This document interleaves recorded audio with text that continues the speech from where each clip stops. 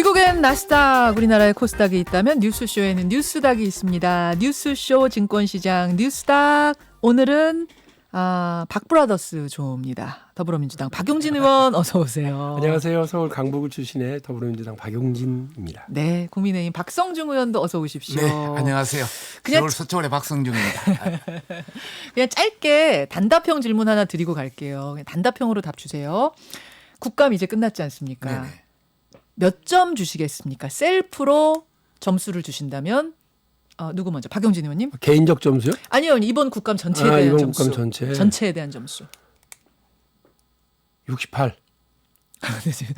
60도 아니고 70도 아니고 68은 뭐예요? 그냥 제가 68이라는 숫자를 좋아해서. 왜냐면 근데 이게 그 의원님들의 뭐 실력이 문제냐. 근데 다들 지금 당황했었던 게요. 네.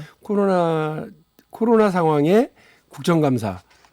그러니까 현장 국감도 거의 안 나가고요. 다 그냥 국회로 증인들하고 기관들 다 불러서 네. 하는 방식이라고 해서 다들 좀 당황했어요. 그러니까 재선 이상의 의원들도 다 당황하고 초선 의원들도 원래 국감이 이렇게 맹맹한가 이런 느낌도 있으셨을 거예요. 국민들 보시기에도 국정감사가 날이 갈수록 국회가 역할을 못하는지 아니면 제도적인 허점이 자꾸 드러나는 건지 이게 좀 고민들을 하시게 될 것 같아요. 그래서 좀 맹맹하다. 네. 68점. 예. 박성중 의원님? 저는 한 60점 가락에 딱 걸치는 수준이다. 60점. 예. 왜 60점밖에 못 주세요? 전반적으로 이번 국정감사를 보면은 거대 여당, 그 친여세의 한 180명이 넘어야 되거든요. 그 숫자에 상당히 모든 것이 가로막혔다. 정인도 채택이 진짜 핵심 정인이도 채택이 안 되고 자료 요구도 되지를 않고 전반적으로 어떤 방탄국감이었다 이런 차원에서 또 아무리 노력해도 국회의원이 아무리 노력해도 자료가 없으면 못하지 않습니까? 또 일부 제보를 받았다 하더라도 그 구체적인 자료를 요청하는데 정부에서 주지를 않기 때문에 그 체제를 더 깊게 팔 수가 없었다 이런 차원에서 68점, 그다음에 60점. 우리 또 의원들도 있어요? 예. 노력도 좀 부족했다 예전에 비해서. 예. 두루두루해서 60점. 여러분은 몇 점 주시겠습니까? 이제 국감 마무리하면서 점수들 쭉 주세요. 뉴스닥 하는 동안 주시고요. 아무튼 고생하셨어요. 두 분 고생하셨고 본론으로 들어가 보죠.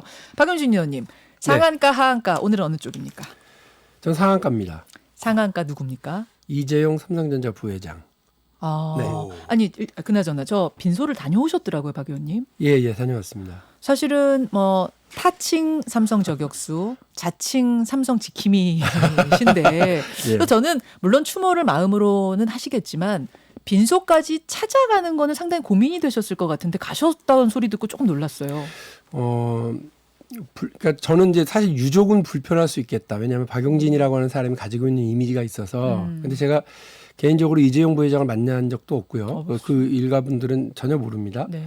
저도 제가 그 이건희 이재용 총수 일가에 대해서 매우 엄격하게 이렇게 사회적 잣대 기준을 들이댄 이유는 제가 무슨 감정이 있거나 사적 이익을 추구하는 것이 아니기 때문이지요. 그래서 삼성이라고 하는 기업이 잘 되기를 바라고 한국 경제가 잘 되기를 바라기 때문에 그렇게 한 건데 속으로 그렇게 생각을 했어요. 이건희 회장의 별세 소식으로 한국 국민들이 그의 일생을 돌아볼 때 참 그래도 공도 있고 과도 있다 이렇게 생각을 할 거고 그거를 기리는 시간일 텐데 이른바 저는 이제 삼성 지킴이이지요. 그런데 그분들한테는 불편한 존재일 수 있는데 박용진이 고인을 추모하러 가는 것 자체가 국민들에게 조금은 마음 편한 모습일 수 있겠다는 생각을 했어요. 사적 감정이 없다는 걸 확인시켜주는 자리일 수도 있겠네요. 예, 그래서 갔는데 제가 여기서 처음 공개하는데 저는 좀 속으로 약간 저 스스로는 이게 그렇잖아요. 잘 아는 사이도 아니고 그쵸, 어색하죠. 왔을 때 가족장이라고 그랬는데 왔을 때 어떻게 대할까. 그렇죠. 그런데 저를 보더니 이재용 부회장이 저는 이제 일정한 거리를 두고 인사를 하지 않았겠습니까? 근데 두어 걸음을 툭 앞으로 나오더니 손을 딱 잡더라고요. 그러면서 이렇게 와줘 너무 고맙다고 그래서 제가 솔직하게 얘기를 했어요. 제가 오는 게 유족들에게 불편하실까 봐서 올까 말까 고민했다 이렇게 말씀을 드렸더니 와주셔서 너무 감사하고 오늘 이렇게 와주신 것 자체로 많은 위로다. 그리고 이제 옆에 있던 홍나희 여사도 되게 그러니까 고맙다고 하시면서 뭔가를 이렇게 간절하게 그 저한테 말씀을 하셨어요. 근데 그 말씀을 전하긴 그런데 뭐라고 하셨어요? 말씀 안 드리는 게 좋을 것 같고요. 그런데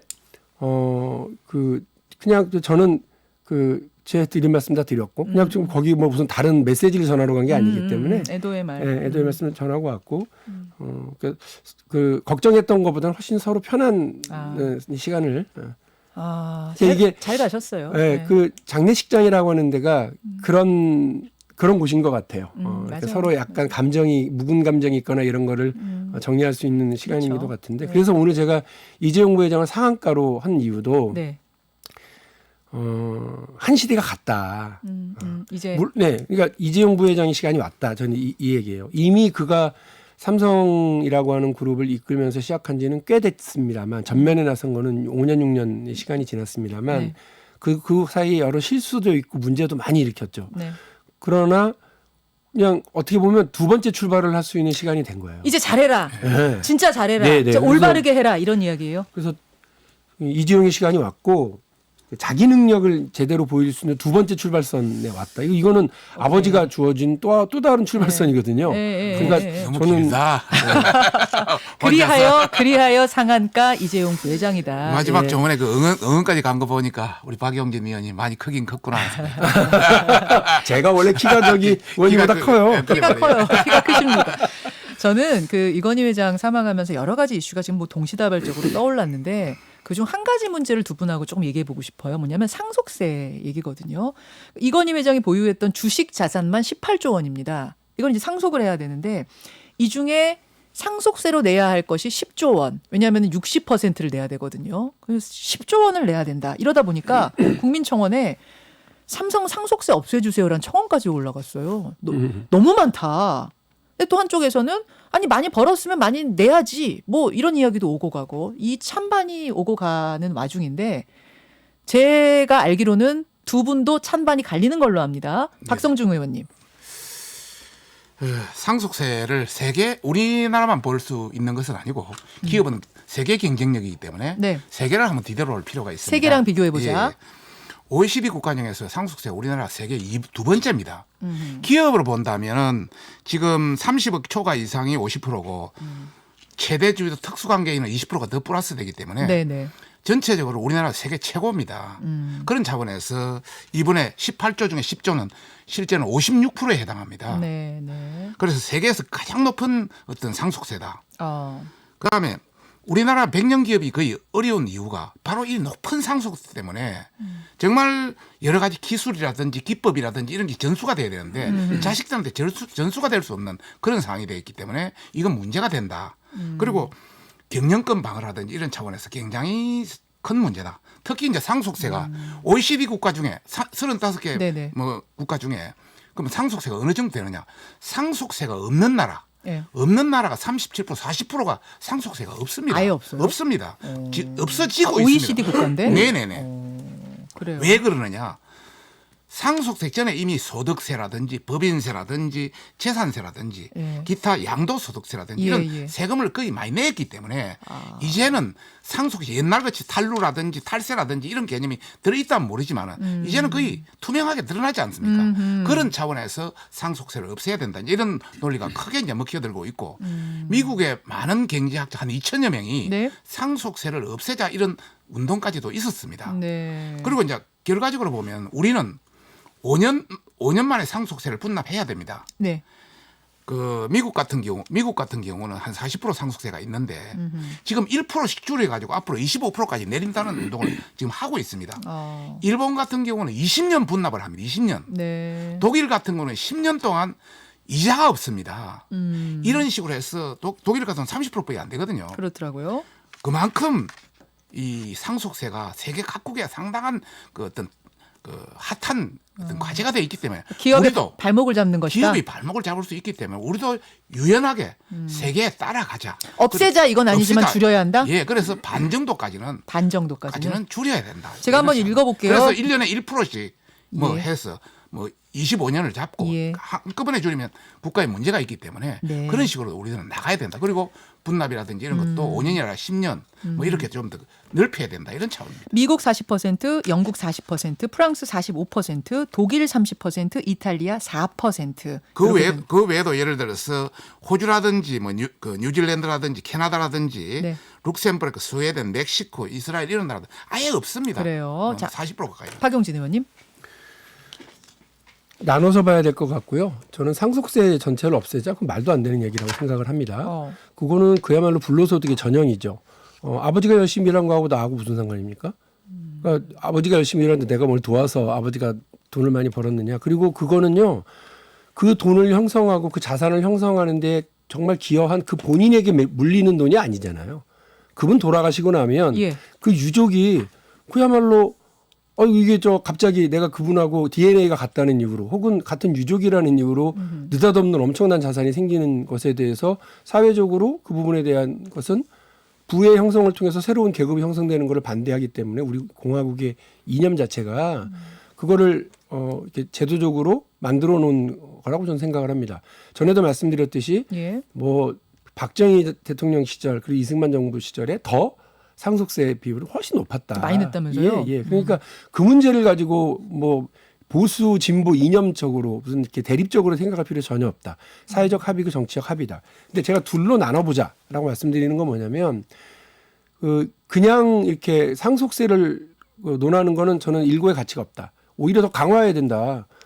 네, 저는 60%가 더 올려야 된다? 네, 더 올려야 된다고 생각해요. 더 올려야 된다? 아니 왜냐하면 예. 부잣집의 자녀들이 성장하는 과정에서 얼마나 많은 기회를 얻습니까? 교육, 그리고 아버지의 네트워크, 어머니의 네트워크 이런 걸 다 통해서 덕을 봤으면 사회에 환원해야 된다? 그렇죠.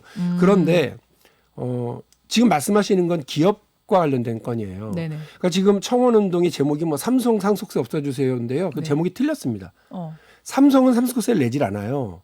이재용 부회장과 이서연, 이부진 이분들이 내는 거지 개인이 내는 거예요. 느닷없이 아버지가 돌아가셨다는 이유만으로 엄청난 자산이 자기에게 내려지는 사람들이 내는 돈인데 기업의 운영과 관련이 있다고들 생각하시니까 이렇게들 생각하는 모양입니다. 그러니까 저 하나만 분명히 말씀드리면 상속세는 높이거나 지금 그대로 두는 건 아무 문제 없다. 다만 기업 운영과 관련된 거는 다르다. 현금성 자산과 부동산에 대한 자산 과세는 저는 뭐 분명히 더 높아져야 된다고 생각을 하고 상속세는 마찬가지입니다. 그런데 기업 운영에 관련된 지분 이거는 기업이 망하면 사라져버리는 거고 당장 현금화할 수 있는 것도 아니고 라고 한다면 그 부분은 사회적 합의를 통해서 뭔가 다른 방법들을 찾아볼 수는 있다. 그거를 그러면 저는 그렇습니다. 그러니까 그렇기 때문에 이미 그 기업 상속제도라고 하는 게 만들어져서요.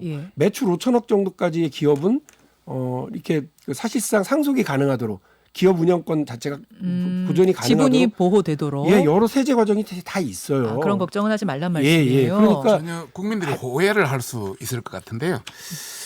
전반적으로 우리가 사회주의와 자본주의의 개념 자체가 다릅니다. 사회주의는 모든 재산은 국가 거다 생각을 하고 있는 겁니다. 지금 말씀하시는 것이 모든 것은 국가기이기 때문에 국가에 다 내놔야 된다. 잠깐 그런 건 알지만 그런 그 전제가 깔려 있다는 말씀을 우선 드리고 싶고 또 불로소득이라는데 이미 이 관련해서 번 소득에 대한 상당 부분이 다 세금으로 다 냈던 것이다. 거기다 또 내는 것은 상당히 문제가 있다. 이제 이런 차원이고요. 또 세계 각국과 비교해서 아까도 말씀드렸지만은 우리가 세계 각국이 왜 그런 제도를 취하겠습니까? 우리도 뭐 차라리 그러면 상속세 100% 해버리죠. 100%가 다 국가에서 뺏어버리죠. 다 이유가 있고 경쟁력이 있고 우리도 기업이 삼성이라는 기업이 그대로 유지돼야 국가에도 우리가 1년에 뺏을 수도 있는 것도 있고 100년에 뺏을 수도 있는 것도 있고 그래서 어떤 게 국가에 더 이익이 되느냐 이런 판단에서 봐야 되는 그런 관점이고요. 뺏는다는 표현은 틀렸다고 다시 한번 더 말씀드리면 아까 뭐 주식 관련이지만 우리는 18조 원 중에 18조 원이 거의 다 주식입니다. 상당수가. 지금 주식 자산 18조입니다. 주식 자산인데 지금 주식 자산도 우리는 전부 이런 식으로 돼 있거든요. 그런 차원에서 정말 나라를 생각하고 국가를 생각해서 우리 미래를 생각해서 좀 더 전향적으로 보자 이런 차원이죠. 이중화세라는 말씀 틀린 거 제가 말씀드릴게요. 제가요 그 국회의원 월급 한 뭐 900만 원, 1000만 원 이렇게 받는다고 쳐요. 거기서 절반을 제가 박성중 의원님께 드리겠습니다. 근데 그 중에 그 증여세를 한 40% 정도 내셔야 되잖아요. 그러면 나머지 돈은 다 박성중 의원님이 아무 노력 없이 받은 돈인 거예요. 얼마나 좋으세요. 그 정도 내셔야죠. 그러니까 이게 지금 무슨 말이냐면 돈을 자산을 형성하는 과정에서 돈을 세금 냈다. 예, 맞습니다. 그러나 그 돈을 증여받거나 상속받는 사람 입장에서는 느닷없는 돈이라고요. 그러니까 그 부분에 대해서 과세하는 것에 대해서 왜 또 뺏는다는 식으로 표현을 하세요. 그건 틀린 거예요. 전혀 개념이 지금 전체의 개념을 잘 모르고 말씀하시는데 다시 한번 얘기해요. 법인세 예를 들어서 1년에 1% 가하면은 1년에 1% 가하면은 50년이면 50%를 가는 겁니다. 예를 들어서 재산세 마찬가지로 지금 3% 4%입니다. 3% 정도 뭐 종합부동산까지 하면은 네. 그걸 20년 가하면 70% 날아갑니다. 이 전체적인 양도소득세 마찬가지입니다. 이 팔고 하는데 단위는 올라갔지만 사이사이에 굉장히 많습니다. 그런 전체 세금을 넣으면은 상당수 거둘 수만큼은 거뒀기 때문에 세계 각국에서 상속세를 뭐 제로로 하거나 20%로 하거나 낮춰주고 알겠습니다. 하는 겁니다. 주식 보유한 것과 관련해서 세금 내나요? 주식 보유한 것도 거기에 따른 여러 가지 측면에서 안 내요. 아니죠. 돈을 벌었기 때문에 주식을 산 거 아닙니까? 아니죠. 그러니까 보유 자산에 대한 세금, 그러니까 주식 보유 자산에 대한 세금이 없잖아요. 그러니까 지금 말씀하신 건 여러 가지 지금 틀린 걸 가지고 전제해서 얘기를 하시는데 틀린 게 아니죠. 그러니까 주식 사는 것 그런 생각을 버리셔야 돼요. 뭐냐면 이거를 세금을 국가가 개인에게나 법인에게나 세금을 물리면 그걸 뺏으려고 그런다라고 하는 생각을 버리세요. 그러지 마세요. 전혀 개념이 아니고 주식 사는데 그럼 돈 없이 삽니까? 아니 그 말씀이 아니니까 자기 돈을 지금까지 세금 낸 돈을 형성할 가지고 때에 주식을 산 거 아닙니까? 의원님 그거를 형성할 때 세금이잖아요. 근데 그거 다 하고 갑자기 이거를 물려받는 사람의 입장에서 보면 박용진이 세금 다 내고 받은 월급을 박성중 의원에게 주는데 박성중 의원님이 거기에 무슨 기여를 하셨냐고요. 자, 제가 좀 그러니까 정리하겠습니다. 거기에 대한 세금은 다른 문제라고. 동물도 새도 네. 날아다니는 새도 자기 둥지를 지으면 자식한테 그거 둥지를 물려줍니다. 물어요. 무슨 둥지를 물렸죠 새가. 거기서 아이를 낳고 어느 정도 해줍니다. 그런 차원에서 그 둥지 다시 썼다는 새 보셨어요? 자, 제가 잠깐 끼어들겠습니다. 끼어들겠어요. 두 분께 30초씩만 마무리 질문 드리고 다음으로 넘어갈게요. 청취자 질문 좀 들어온 것 중에 박용진 의원님. 근데 박용진 의원이 박성중 의원한테 주는 돈이 아니고 이건 아버지가 자식한테 주는 돈이다. 그러니까 아버지가 열심히 피땀 흘려 일한 이유 중에 하나는 자식에게 이걸 주고 싶어서일 수도 있는데 근데 그거를 박용진이 박성중에게로 치환시키는 건 무리 아니냐 이 질문 들어왔습니다. 그렇죠. 같은 성씨지만 박성중 의원은 박용진의 아들은 아니지요. 예. 그러나 제가 지금 드리는 말씀은 그 세금의 기본적인 원리와 그리고 우리 사회 구성의 기본 원리를 말씀드리는 거예요.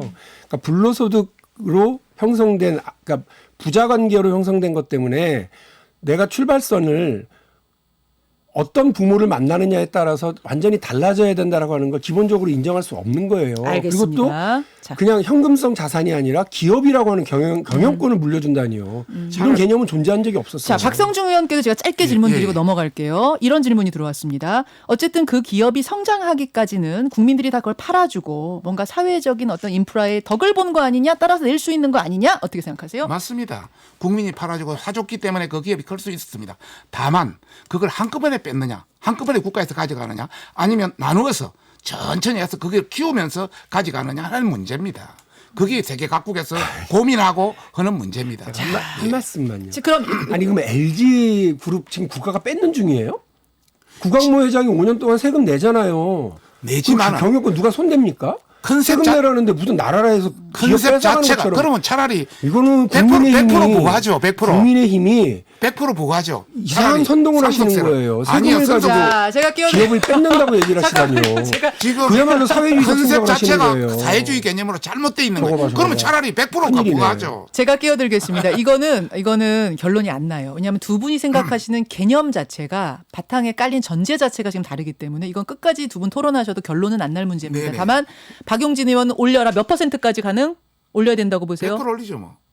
뭐를요? 상속세. 상속세 지금 현재 유지하면 60 정도면 된다. 박용진 의원 내린다면 얼마까지? 저는 반 정도는 박성중 의원은 내려야 된다. 30%. 오케이. 자, 여기까지 하고 여러분 나름대로 의견 보내주십시오. 박성중 의원의 상한가 넘어가겠습니다. 뭐 가지고 오셨습니까? 저는 뭐 윤석열 총장 상한가로 지금까지는 거의 하한가로 했는데 윤석열 총장은 여러 번 상한가 한가에 등장한 인물인데 오늘은 어느 지점입니까? 뭐 정권에 아부하지 않는다. 옛날 그 박근혜 대통령 때도 뭐 국정원 댓글 사건을 했지 않습니까? 이번에도 여러 가지 어떤 조국 수사라든지 이번에 라임 옵티머스 관련이라든지 이런 관련해서 한다는 차원이고요. 또 뭐 본인이 이야기했습니다만 사람에 충성하지 않는다. 어느 대통령이건 또 추미애건 또 그와 아울러서 뭐 이번에 여러 가지 어떤 국민 공감적 발언도 했기 때문에 그런 차원에서 뭐 여당의 입장에서 하한가겠지만 저희들이 일반적인 어떤 공감대 또 우리 야당의 입장에서 보면 상한가다 이런 차원에서 국감을 보면서 상한가 좀 주신 것 같은데 결국 이제 추미애 장관이 감찰 카드를 꺼냈습니다. 4가지에 대해서 윤석열 총장 감찰하겠다. 감찰의 결과를 보면 이제 징계로 갈 수도 있겠죠. 그렇게 되면은 해임 건의도 할 수 있다라는 게 지금 이제 그림입니다. 여기에 대해서 어떻게 생각하세요?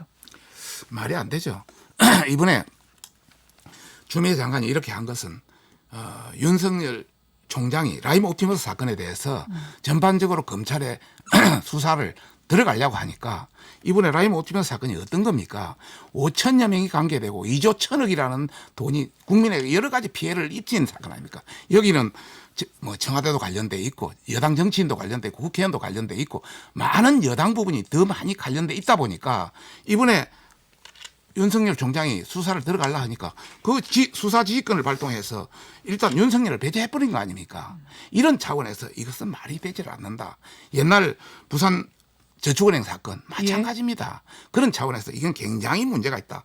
특히 지금 검찰들 지금 추미애 장관이 법무검찰장관이라 그럽니다. 법무부 장관과 검찰총장을 다 겸하고 있다.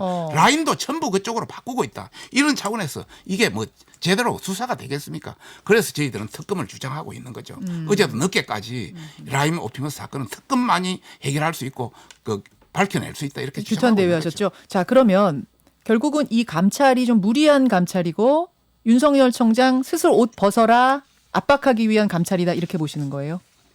그런 차원이죠. 윤석열 총장이 검찰을 통해서 제대로 한번 짚어보려고 달라드니까 수사지휘권에 배제해버리는 거예요. 알겠습니다. 자, 박용진 의원님. 예. 이거 뭐 저 말씀에 대해서 뭐. 지금 뭐 이 감찰 지시와 이것에 대해서 무리하다고 보시는 겁니까? 아니면은 뭐 가능한 상황이라고 보시는 겁니까? 그 감찰권이 있으니까 그 감찰권에 대해서 행사를 하는 거겠죠. 그리고 그 결과가 나오면 무리한 감찰이었는지 아니었는지 알 수 있다고 저는 보고요. 지금 다만 이제 특검을 주장하시는 것과 관련해서 이게 정쟁 특검 주장 아닌가라고 하는 생각을 하는 것 중에 하나가 검찰에서 수사를 피하는 건 아니잖아요. 그러니까 지금 말씀하시는 거 의심하시는 거 아니에요. 저 수사팀을 여권에 유리하게 지금 만들고 있을 거야 이렇게 생각들 하실 텐데 최근에 남부지검장이 계속 바뀌고 있죠. 서울 남부지검장이. 근데 기존의 남부지검장을 다른 분으로 박순철 지검장으로 바꿨어요. 그러고 나서 야권에서 뭐라고 그러냐면 저거 추미애 인사다. 추미애 장관의 자기 측근을 지금 심어놓은 거다. 큰일 났다 이렇게 했는데 그분이 며칠 만에 이 상당히 비판적으로 글을 남기고 남부지검장을 사이에 표명하지 않았습니까? 그러니까 저는 그 얘기는 뭐냐면 검사라고 하는 자리에 사람들에 대한 기본적인 태도 믿어야 된다고 저는 봅니다. 국회의원이 아무리 부패하고 능력이 없어도요. 국회의원들에게 국민들이 위임한 그 권력을 어떻게 행사하고 그것을 자기 역할이 무엇인지 알아요. 저는 검찰이라고 하는 집단도 검사라고 하는 그 개개인도 다 알 거라고 생각을 합니다. 그 수사 문제가 있는 일을 놓고서 그걸 피한다? 저 그렇게 생각하지 않거든요. 그러니까 수사 결과를 좀 지켜보시죠. 거의 마무리라고 하니까 옵티머스도 그렇고 라임도 그렇고 마무리라고 하니까 그 결과 나오고 나서도 야권이 가지고 있는 정보로 보면 엉터리 수사였다. 엉터리 기소다. 이게 나오면 특검으로 가겠죠. 그러나 그게 아니라 지금 당장 다 멈추고 특검으로 가자. 그렇게 되면 기본 라인을 다 무너뜨리는 게 되고요. 그럼 추미애 장관에 대한 불신임까지 되는 거로 가기 때문에 저는 알겠습니다. 그거는 수사 결과를 지켜보시는 게 좋겠다 생각합니다. 내가 그런 말을 한 이유는 뭐냐면은 이 라임 옵티머스 사건이 발생한 지 한 8개월이 됐습니다. 네. 상당히 오래됐습니다. 금융감독위원회 충분히 할 수 있는데도 수사라든지 뭐 자태 조사라든지 이런 게 없었습니다. 검찰도 충분히 할 수 있었습니다. 안 했습니다. 검찰의 남부지검의 이 금융정권 그 특별대책반도 해체시켰습니다. 주미에 들어와서 이런 여러 가지 사건을 보고 그다음에 문제가 되니까 윤석열 총장도 제대로 수사하려고 그걸 하니까 수사 배제시켜 버렸습니다. 이런 여러 가지 측면을 보고 본다면은 이거는 상당히 문제가 있고 검찰에 맡겨서는 지금 현행의 검찰에 맡겨서는 도저히 밝혀낼 수가 없다 이런 차원에서요. 자, 지금 특검 얘기가 나왔는데 이제 이 부분은 저희가 지금 몇 날 며칠째 계속 여야 의원께 듣고 있는 이야기라서 네. 저는 이 부분을 조금만 넘겨서 네. 결국 특검과 공수처 다 연결되는 거잖아요. 공수처 얘기 좀 잠깐 해볼게요. 이현 변호사를 국민의힘이 공수처장 추천위의 위원으로 확정을 했습니다. 이분은 세월호 조사 때 그 특위위원으로 가가지고 세월호 조사를 엄청나게 방해했던 사람이다. 게다가 이번 공수처에 대해서 위헌이라고 공공연하게 말했던 사람을 여기 넣으면 어떡하냐. 그러면 하겠다는 거냐 말겠다는 거냐. 지금 이게 여당 얘기거든요. 그렇죠? 박성중 네, 의원님. 그렇습니다. 자, 어떻게 박용진 의원님. 근데 또 답을 하세요. 박실았어. 박성중 의원님. 네. 이현 위원 바꾸면 안 돼요? 이렇게 말들이 많으면? 모든 것은 음과 양이 있습니다. 뭐 한쪽을 강하다 세게 넣는다 하더라도 지금 공수처에 할 수 있는 핵심 사항은 처장 임명하고 나머지 정책적인 추진 사항입니다. 네. 처장 임명은 7명 중에 6명이면 됩니다. 한 명이 혹시 그런 사람이 있더라도 6명이 하면은 문제가 되지 않습니다. 그래서 공수처장도 중립적인 인사로 하면은 전혀 문제가 되지 않는다. 그리고 본인도 중립적인 인사로 하면 자기도 동의하겠다. 이렇게 이야기했지 않습니까? 두 번째, 공수처의 업무 관계입니다. 네. 공수처의 업무 관계는 대부분이 가반수로 끝나버립니다. 7명 중에 5명이 친여 인사로 구성되는데 뭐가 문제 있습니까? 공수처장을 대통령이 좋아하는 친여가 좋아하는 자기 편의 사람을 섞지 말고 정말 중립적인 인사라면 하등의 문제가 되지 않는다. 제대로 처장 후보자가 추천된다면 이현 변호사라고 이현 위원이라고 해서 반대할 이유 당연히 없다. 찬성할 것이다. 그 말씀이에요? 이것은 저희들이 볼 때는 물타기고 정말 언론에 대한 언론 불이다. 이런 말씀을 드리고 싶습니다. 물타기다. 예. 박용진 의원님. 왜 그분을 추천했는지 의도를 알겠습니다. 그리고 왜 그분을 굳이 저렇게 표현하시면서 중립적 인사라고 하는 토를 또 다는지도 충분히 알겠습니다. 의심은 가나 그러나 모든 제도라고 하는 게 제도 자체가 완벽하기보다는 그걸 운영하는 사람들의 그 절제와 자제, 배려 이런 것들이 엮여져서 그 제도의 부족한 부분들을 채워나가는 것이 맞죠. 그래서 이걸 사사건건 공수처 출범을 반대하려고 하는 것이 나온다면 그거는 저희는 어쩔 수 없습니다. 그 다음 단계 가야 된다고 저는 봅니다. 그 다음 단계는 그러면은 비토권을 없애는 쪽으로 법 개정하는 겁니까? 그거는 비토권을 없앤다고 그러는 것이 아니고요. 예. 추천 방식 자체가 달라질 수 있다고 저는 생각하고요. 추천 방식. 그리고 뭐 지금 여러 가지 형태의 법안들이 나와 있기 때문에 그 부분에 대한 논의는 이제 또 별도로 국회에서 진행을 해야 될 겁니다. 그러나 본인들이 마음에 안 들고 본인들이 반대했다는 이유만으로 어쨌든 국회를 통과한 국민적인 약속인 공수처 출범 자체를 막는다면 그거는 제도의 허점, 제도의 그 부족한 부분을 악용하는 사례로 또 남기 때문에 좀 이런 거를 방치해 두는 건 책임 있는 정부 여당의 태도는 아닐 거라고 봅니다. 지금 박용진 의원 말씀하신 그 부분, 그러니까 한 30일, 50일 기다렸다가도 공수처장 추천을 위원회가 못 해내면 그때는 법을 개정해서라도 공수처장 추천을 해서 공수처 만들겠다라는 게 지금 여당 의견이에요. 네. 박 의원님, 박성중 의원이 어떻게 생각하세요? 방금 이야기하는 그 박용진 의원에 동의하고요. 일단은 법으로 만들었기 때문에 출범은 해야 된다. 한 사람의 약간의 문제가 있다 손치더라도 네네. 그것이 크게 관여되지는 않는다 이런 말씀을 드리고 싶고 뭐 지금 여당에서도 뭐 김용민 씨라든지 공수처법 개정을 냈습니다. 7명 중에 5명 동의하느로 네. 뭐 이런 식으로 내기는 냈는데 민주당이 그동안 이 공수처법 통과할 때 저도 뭐 패스트트랙에 기소돼 있는 사람입니다만 네. 그때 한 이야기가 뭡니까? 야당 견제 충분히 줬다. 7명 중에 6명이 찬성해야 공수처장을 임명할 수 있도록 충분히 줬다. 그렇게 해놓고는 걱정 말아라. 예, 걱정만 해놓고 이제 조금 또 문제가 된다고 해보지도 않고 7명 5명으로 바꾸겠다. 이건 말이 되질 않는다. 알겠습니다. 의회 민주라는 것은 견제와 균형 아니냐. 자, 마지막 말씀 박용진 의원 말씀으로 마무리 짓죠. 만일에 그 이원 변호사께서 국민 눈높이와 그 상식에 어긋나게 그야말로 목리를 부린다. 이 부담 누구한테 가겠습니까? 전부 다 우리 국민의힘으로 갈 것 같아요. 그러니까 국민의힘이 잘 추천을 하셨어야 되는데 일단 저는 잘못 추천하신 것 같아요. 왜냐하면 그거는 뭐 공수처 출범이 늦어지는 것도 문제가 있지만 야당한테 그야말로 어마어마한 부담이 될 거기 때문에 그렇습니다. 그러니까 지켜보자고요. 그러니까 저는 그분이 어떻게 그분을 통제할 수도 없잖아요. 야당이. 그러니까 저는 야당이 오히려 자칫 그 부담은 우리가 져야죠, 당연히. 그러니까 엄청난 패착을 놨을 수도 있겠다는 생각이 있습니다. 알겠습니다. 오늘 주제들이 상당히 뜨거웠습니다. 박성중 의원, 박용진 의원 두 분이 항상 분위기가 화기애애한 분들이신데 오늘은 챙챙챙챙 굉장히 뜨거운 주제. 지금 10월 끝났죠. 11월, 12월에 국회가 상당히 뜨겁겠구나. 저는 그 생각을 오늘 미리 하게 되네요. 국회가 열심히 일해야죠. 열심히 해야죠. 두 분 고생하셨습니다. 고맙습니다. 네, 감사합니다. 뉴스닥이었습니다. 김현정의 뉴스쇼는 청취자 여러분의 참여로 이루어집니다. 트위터, 페이스북, 레인보우 게시판, 그리고 단문 50원, 장문 100원의 유료 문자 샵 1212, 우물정 1212 통해 참여하실 수 있습니다. 김현정의 뉴스쇼, 여러분과 함께 만듭니다.